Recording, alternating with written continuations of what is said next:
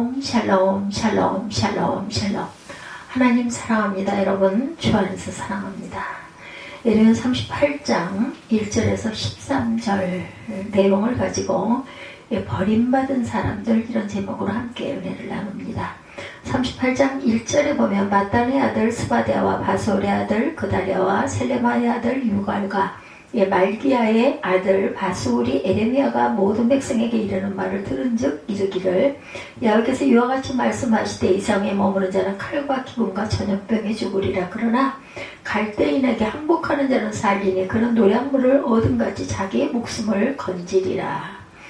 여호와께서 이와 같이 말씀하시니라. 이 성이 반드시 바벨론의 왕의 군대의 손에 넘어가리니 그가 차지하리라 하셨다 하는지라. 이에 그 고관들이 왕께 아뢰되 이 사람이 백성의 평안을 구하지 아니하고 재난을 구하오니 청하건대 이 사람을 죽이소서. 그가 이같이 말하여 이 성에 남은 군사의 손과 모든 백성의 손을 약하게 하나이다. 시드기야 왕이 이르되 보라 그가 너희 손안에 있느니라. 왕은 조금 더 너희를 거스를 수 없느니라 하는지라.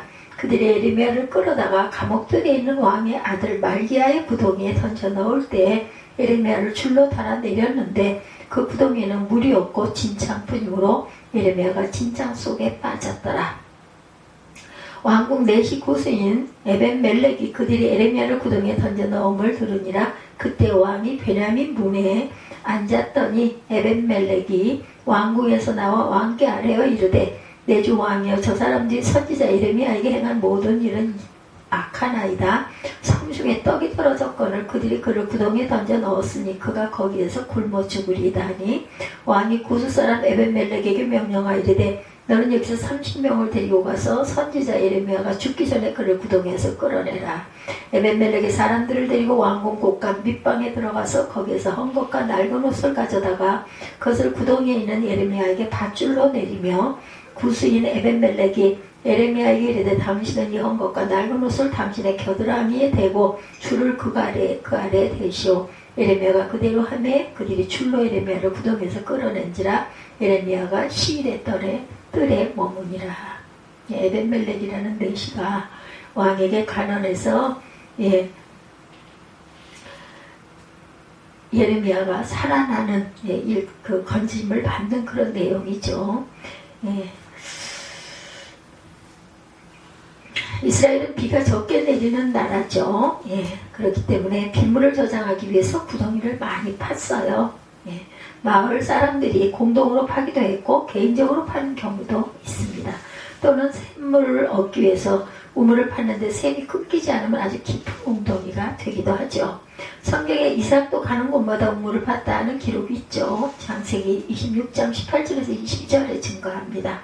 이스라엘 민족은 대부분의 유목 민족이었기 때문에 가는 곳마다 우물을 팠고 따라서 그들이 지나간 곳마다 빈 구덩이들이 많이 남아있게 돼요. 그래서 구덩이에 빠지는 사고도 많았기 때문에 율법에 보면 구덩이를 열어두거나 구덩이를 파고 덮지 않기 때문에 짐승이 빠지게 되면 거기에 대한 벌칙이 가해지게 됩니다. 출애굽기 21장 33, 4절에 증거합니다. 예수님의 말씀 중에도 구덩이에 대한 말씀이 있는데 그 내용은 너희 중에 어느 사람이 양 한 마리가 있어 안식일에 구덩이에 빠졌으면 붙잡아내지 않겠느냐고 하신 말씀. 마태복음 12장 11절. 만일 소경이 소경을 인도하면 둘 다 구덩이에 빠지리라는 비유. 마태복음 15장 14절, 누가복음 6장 39절에 증거합니다. 이처럼 성경에는 구덩이에 관한 말씀이 많이 있어서 구덩이라는 뜻, 히브리 말인 뽀르라는 말이 76회나 나옵니다. 욥기나 이사야서나 에스겔서 같은 곳에 보면 구덩이에 빠졌다고 하는 것은 최고의 절망적인 상태라는 것을 표현할 때 또한 사용을 하죠. 욥기 33편 22절에 증거합니다. 그의 혼이 구덩이에 그의 생명이 멸하는 자에게 가까워지느니라 이렇게 말하고 있어요. 욥기 33장 28절에도 하나님이 내 영혼을 건지사 구덩이에 내려가지 않게 하셨으니 내 생명이 빛을 보겠구나 하리라. 이 구덩이에 한번 빠지면 도저히 헤어나올 수 없는 장소로 표현이 되고 있어요. 근데 나의 실수로 인해서 구덩이에 빠진 것이 아니라 타에 의해서 구덩이에 빠졌다는 것은 버림받은 것을 의미하고 또한 죽음과 함께 저주를 의미하기도 합니다. 이와 같은 절망적인 구덩이에 던져졌던 사람들의 이야기를 함께 상고하면서 은혜를 나눠보도록 하죠. 첫째, 말씀을 선포함으로 구덩이에서 건져진 예레미야입니다. 1절에서 아까 제가 읽었어요. 쭉 13절까지. 예레미야를 흔히 눈물의 선지자다 이렇게 말하죠. 그래서 예레미야 애가도 있습니다. 그만큼 그는 비극적인 시대 속에서 울면서 전하고 증거하고 핍박을 받으며 살았어요. 그는 유대 왕국의 임금이 6명이나 바뀌는 것을 보았고 끝내 자신의 조국이 바벨론에게 멸망당하고 예루살렘 성은 함락이 되고 또한 왕자와 공주들과 귀인들은 왕의 원원 앞에서 죽임을 당하고 왕은 눈이 뽑혀 바벨론으로 끌려가는 아주 처참한 광경을 목격합니다. 예레미야 선지자는 이와 같은 조국의 멸망의 징조를 벌써부터 예감하고 있었고 또한 말씀을 받고 있었죠. 하나님께서 예레미야 선지자의 그의 조국 이스라엘의 멸망할 사실에 대해서 여러 가지 계시를 통해서 알려주시면서 이 사실을 백성들에게 선포해라 하고 분부하셨어요. 예레미야 선지자가 이스라엘 백성들의 죄악성을 지적하며 그 때문에 결국 이스라엘은 멸망당할 것이라고 예언하자 백성들은 그를 매국노다 이렇게 몰아붙입니다. 마침내 예루살렘이 적국에 의해 포위되었을 때 예레미야 선지자는 이스라엘 왕에게 항복을 권하였으므로 그는 다시 비곡자로 몰리게 되죠. 그리고 소위 자칭 애국자라는 사람들에 의해 깊은 구덩이에 던져집니다. 예레미야가 던져진 구덩이는 시위대 뜰에 있었던 것으로 보아 죄수들을 감금하는 감옥이나 고문실 같은 곳으로 추정할 수가 있어요. 결국 예레미야가 구덩이에 던져지게 된 이유는 하나님의 말씀을 선포했기 때문이다. 예레미야 선지자는 언제나 하나님께서 내려주신 말씀 그대로를 늘 전파합니다. 더하지도 않고 빼지도 않고 주신 말씀 그대로 선포하죠. 그렇기 때문에 그가 선포한 말씀은 언제나 거짓이 없었어요. 언제나 진실하고 솔직했습니다. 백성들의 죄악성을 하나도 남기지 않고 날카롭게 지적했고 그에 따른 하나님의 진노와 심판을 예언합니다. 백성들의 철저히 회개하고 하나님께 돌아오지 않으면 처절하고도 비극적인 날이 이제 곧 닥쳐올 것이다 이렇게 절박하게 외치죠. 그것은 사실이었고 그의 말씀은 진실입니다. 이처럼 하나님의 말씀을 가감하지 않고 외쳤기 때문에 그는 구덩이에 던져지게 되죠. 예레미야와 같은 시대에 살던 대부분의 다른 선지자들이나 제사장들은 예레미야처럼 말하지를 않았어요. 항상 잘 될 것이다. 항상 아무 문제 없을 것이다. 이렇게 얘기하죠. 그들은 백성들의 비유를 마치면서 평안하다 평안하다 하고 그 시대의 영합할 뿐이었죠. 예레미야 6장 14절에 증거합니다. 그렇기 때문에 그들은 백성들로부터 존경받고 사랑을 받습니다. 좋은 그 대우를 받죠. 현 시대에도 그런 점이 없지 않아요. 소위 인기 있는 목회자들, 유명세 있는 목회자들은 성도들에게 회개를 촉구하기보다는 그들의 비유를 마치고 영적 쾌락을 즐기게 하는데 목회의 중심을 둡니다. 성도들의 잘못된 부분, 사회와 민족의 썩은 부분에 대해서 과감하게 지적하고 회개를 촉구하는 이름난 목회자들을 별로 발견할 수가 없어요. 진실을 말하기는 이렇게 어렵습니다. 하나님의 말씀을 선포하기가 어렵죠. 하나님의 말씀만을 전하면 너무 직선적이라고 말합니다. 고지식하다고 합니다. 융통성이 없다고도 말합니다. 사랑이 없다고 말하기까지 합니다. 그 사람들은 하나님 말씀만을 말하지 말고 말을 듣는 상대편의 마음에 거슬리지 않을 만큼의 달콤한 말로 포장을 해서 말하는 지혜를 터득하게 되죠. 그러다 보니까 과장 포장지가 등장하게 되었고 알맹이와는 전혀 상관없는 거짓말이 횡행하게 되죠. 그러나 하나님이 우리에게 원하시는 것은 진실한 하나님의 말씀만을 전하는 것이다. 그러므로 목사가 여러분의 비유를 맞추고 가려운 곳을 찾아 적절하게 긁어주기나 하는 사람 정도로 절대로 생각해서는 안 되겠다. 어떤 때는 여러분에게 거슬리게 살더라고도 비수와 같은 날카롭게 불방망이와 같은 뜨겁게 여러분의 심정이 하나님의 말씀을 쏟아 부을 수 있어야 한다. 목사는 사람 앞에 서 있기 전에 하나님 앞에 서 있는 사람이고 사람에게 인정받기 전에 하나님께 인정받아야 할 사람이다. 하나님의 말씀을 말씀대로 선포할 수 없다면 그는 이미 하나님의 사람이 아니죠. 세례 요한은 하나님의 말씀을 말하다가 목이 잘려 죽기까지 합니다. 그러나 오늘 하나님의 말씀을 전하다가 구덩이에 던져진 사람들, 고난을 당하는 사람들이 오늘날도 많습니다. 예레미야 선지자는 왜 다른 선지자들과 달리 하나님의 말씀만을 전했어야 했을까? 그것은 남다른 사랑의 열정 때문이었을 것입니다. 하나님을 향한 뜨거운 사랑 때문에 하나님이 주신 말씀을 그대로 전하지 않을 수가 없어요. 또 조국을 향한 열렬한 사랑 때문에 괴롭고 고통스럽더라도 말씀을 전파하지 않을 수 없었다. 그는 이렇게 토로합니다. 예레미야 20장 8, 9절에 이제 내가 말할 때마다 외치며 강포와 멸망을 부르짖으오니 여호와의 말씀으로 하여 내가 종일토록 치욕과 모욕거리가 됨이니이다. 내가 다시는 야훼를 선포하지 아니하며 그 이름으로 말하지 아니하리라 하면 나의 중심이 불붙는 것 같아 골수에 사무치니. 이렇게 말씀하고 있어요. 골수에 사무친다. 그래서 답답해서 견딜 수가 없다고 얘기합니다. 예레미야 선지자는 치욕과 모욕을 당하면서 하나님을 사랑하고 조국을 사랑해야 했기 때문에 말씀을 전하지 않을 수 없었던 것이죠. 어떤 사람들은 진실을 말한다고 하면서 남의 약점이나 치부만을 들추고 다니는 사람도 있습니다. 어떤 사람들은 진실을 말한다고 하면서 사소한 일을 크게 부각시켜서 자신을 선전하는 기회로 삼고자 하는 이들도 있습니다. 그러나 예레미야는 그러지 않았다는 거죠. 그는 사랑 때문에 진실을 말했어요. 그가 만일 하나님을 사랑하지 않고 조국 사랑하지 않았다면 치욕과 모욕을 당하면서까지 진실을 계속 거듭거듭 반복해서 똑같이 말할 필요는 아마 없었을 겁니다. 그러므로 결국 그가 구덩이에 던져진 이유는 사랑 때문이었다. 하나님 사랑, 인간 사랑. 하나님을 향한 사랑 그리고 조국을 향한 사랑 때문에 하나님의 말씀을 선포하다가 구덩이에 던져집니다. 여기서 인류를 사랑하시기 때문에 구덩이에 던져지신 예수 그리스도를 우리는 떠올리지 않을 수가 없죠. 복음서에서 예수께서 고문당하신 사실은 기록하고 있지만 구덩이에 던져졌었다는 것은 기록하고 있지 않아요.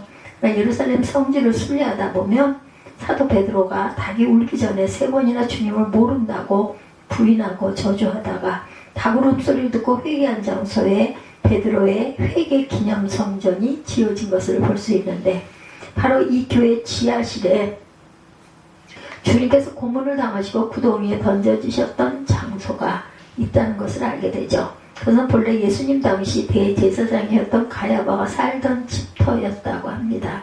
그 교회 안에 전면에 예수께서 양 어깨에 끈이 매인 채 구덩이에 던져지는 모습의 그림이 그려져 있어요.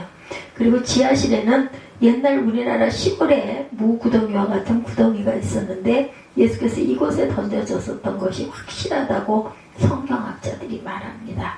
둘째 꿈 이야기 때문에 형들에게 버림받은 요셉의 이야기, 창세기 37장 18절에서 24절이죠.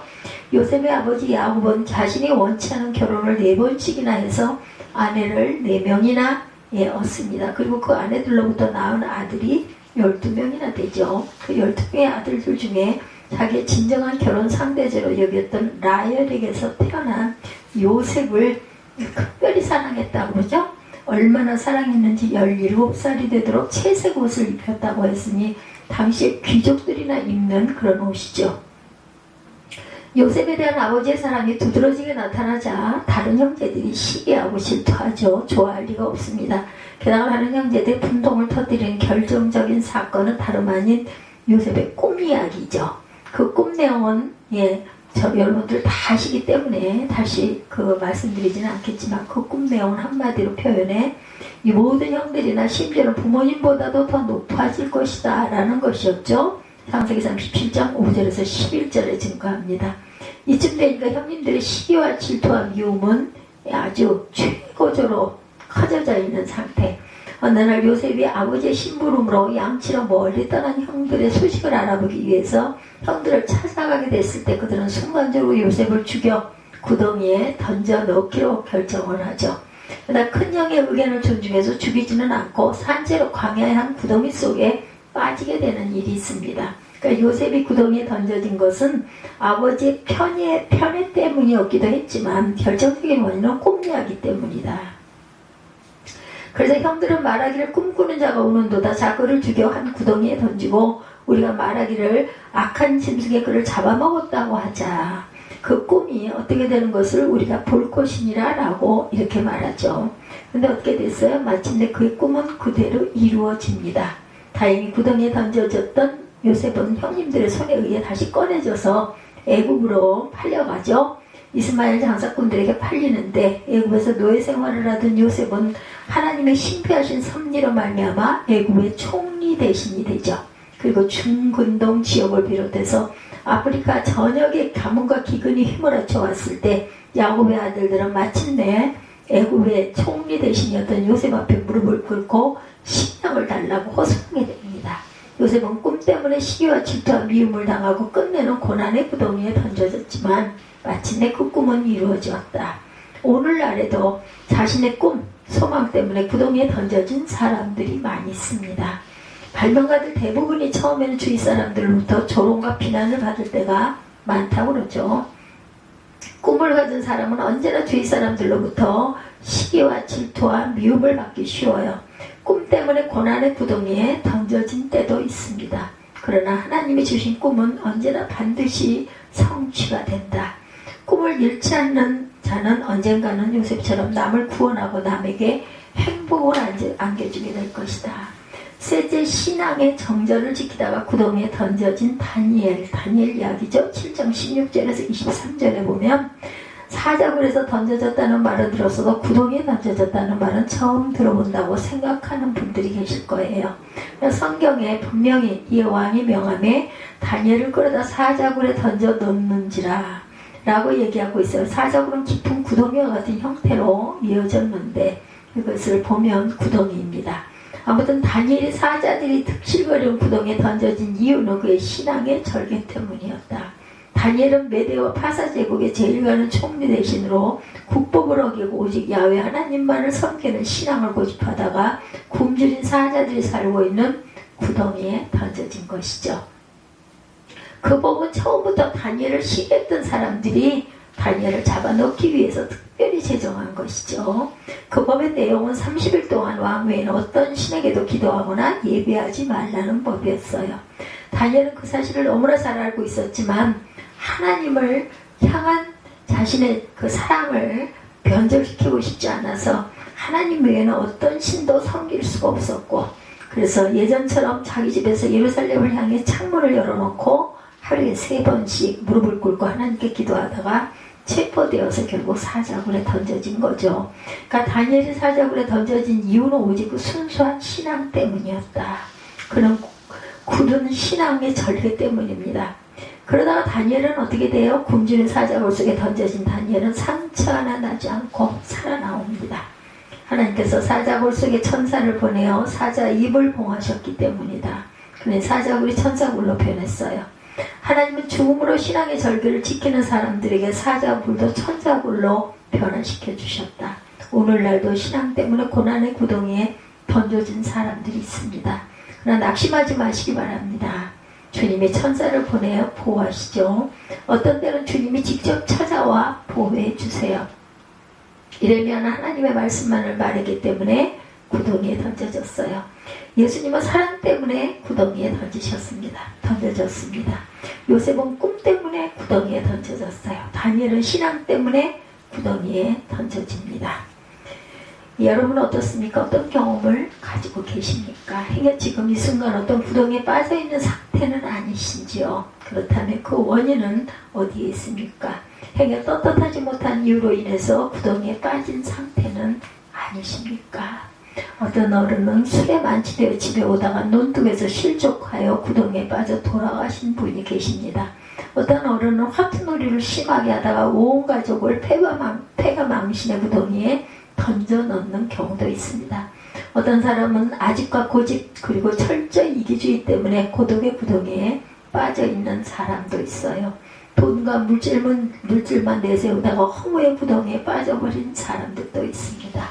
눈에 보이는 복만 추구하다가 우상숭배와 무신론의 구덩이에 깊이 빠져버린 사람들도 있습니다. 이런 자들은 빨리 회개하고 하나님의 도우심 가운데 구덩이에서 나와야 하겠다. 하나님은 악인을 위하여 구덩이를 파신다 이렇게 말씀하죠. 시편 94편 13절 베드로후서 2장 4절입니다. 그러나 하나님의 말씀 때문에 꿈 때문에 신앙 때문에 구덩이에 던져주셨다면 하나님은 결코 그들을 그대로 놔두지 않죠. 예레미야처럼, 요셉처럼, 다니엘처럼, 그리고 예수님처럼 그들을 구덩이에서 끌어올리십시다. 더 높은 곳에 우뚝 세워주시죠. 그리고 생명의 빛을 비춰주실 것입니다. 지혜로운 품 속에 감싸 안아주시는 그러한 축복이 저와 여러분에게도 충만하게 계시기를 주님의 이름으로 축복합니다. 기도하시겠습니다.